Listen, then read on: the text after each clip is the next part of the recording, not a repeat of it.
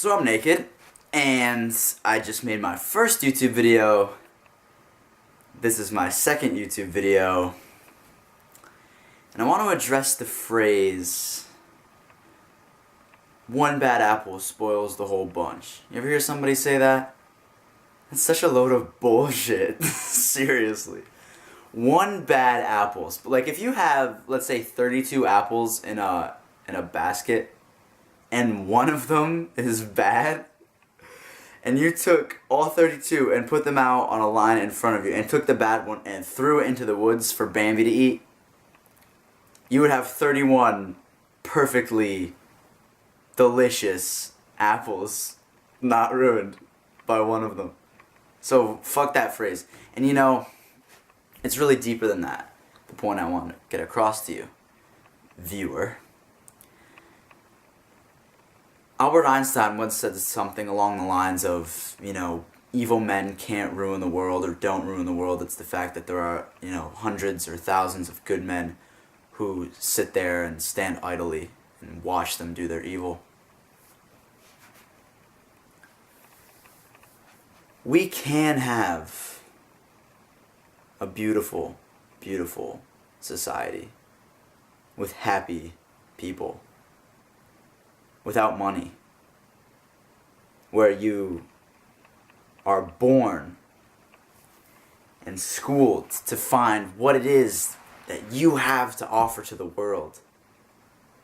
And you can go and you can find a plot of land to execute your task. And the only reason that that couldn't work, viewer, is for some evil man like Hitler to come along and, you know, ruin the whole thing. He would take more land. Really? Would he?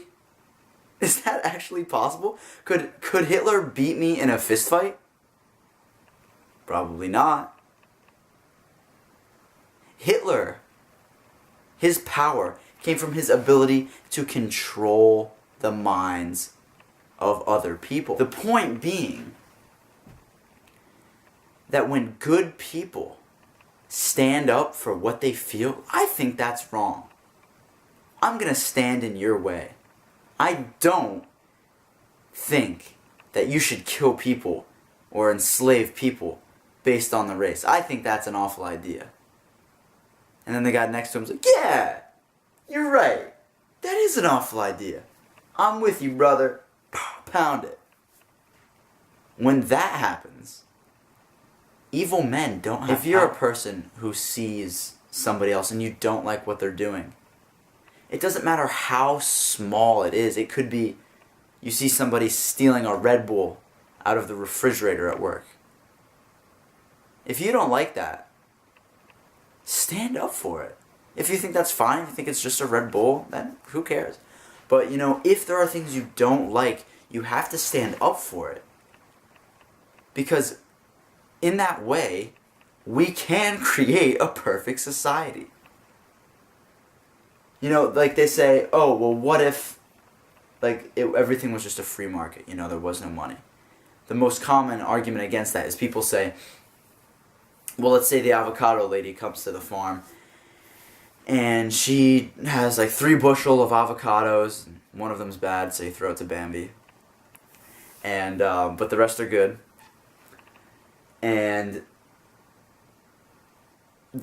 along comes, you know, Bob wants to take 10 avocados, and you're standing in line and you don't think that's right, and none of the other people in line think that's right, and they all decide to band together and say, Bob, we're not letting you leave this place with 10 avocados.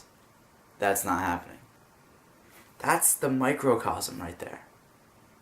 For it exemplifies on a small scale how when people stand up for themselves and what they believe and what they know in their heart to be right based on what they've learned and what they've experienced, we can have a world without financial slavery. There are other ways. The worst thing is for somebody to think that there aren't other ways. Like, no, we're stuck in this system. That's full of blah. No, we're not stuck. And even if we are stuck, believing, like, we are stuck or we aren't. It was like Pascal's wager. We are stuck or we aren't. You can choose to believe we aren't. You may be, in that case, you are either right, but we're stuck, so it doesn't matter. Or you're wrong, and your beliefs are holding you back. Or you can believe we are free and we can change it. And you're either wrong, but we're stuck, so it doesn't matter. Or you are right and you are free and you are benefiting the planet. You make the choice.